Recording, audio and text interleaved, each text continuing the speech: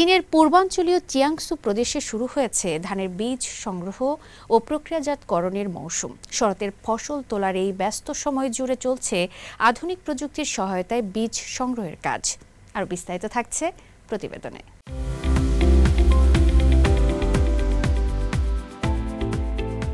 থাইচৌ শহরের একটি আধুনিক কৃষি শিল্প পার্কে প্রায় ৩৭০ হেক্টর জায়গা জুড়ে গড়ে তোলা হয়েছে বিশেষ ধান বীজ উৎপাদন কেন্দ্র। এখানে উৎপাদিত ফসল খাওয়ার জন্য নয়, বরং কৃষকদের পরবর্তী মৌসুমের রোপণের জন্য যাতে পাওয়া যায় উচ্চমানের ও বিশুদ্ধ জেনেটিক ধান বীজ।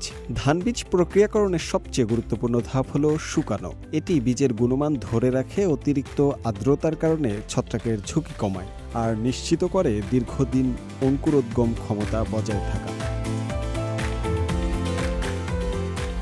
এখানে ব্যবহৃত আধুনিক প্রি ট্রিটমেন্ট প্রযুক্তি বীজের জাতের বিশুদ্ধতা নিশ্চিত করে এবং অঙ্কুরোদ্গম ক্ষমতা অক্ষুণ্ণ রাখে। এই বছর হাইব্রিড ধানের ফলন খুবই ভালো, শীষ বড়, দানাপূর্ণ আর বীজ সেটিং রেটও বেশি। প্রতি জমিতে প্রায় ২২৫ কেজি বা হেক্টর প্রতি ৩,৩৭৫ কেজি ফলন আশা করছি।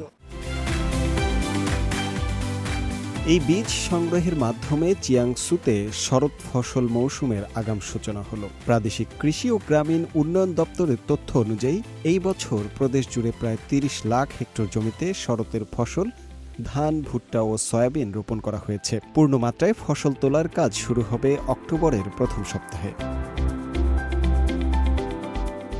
আধুনিক কৃষি প্রযুক্তি আর স্থানীয় কৃষকদের পরিশ্রমে চিয়াংসু প্রদেশে চলছে ফলনের উৎসব। শুধু ধান নয়, এই বীজ আগামী মৌসুমের সাফল্যের বীজ বপন করছে। শুভ আনোয়ার, সিএমজি বাংলা।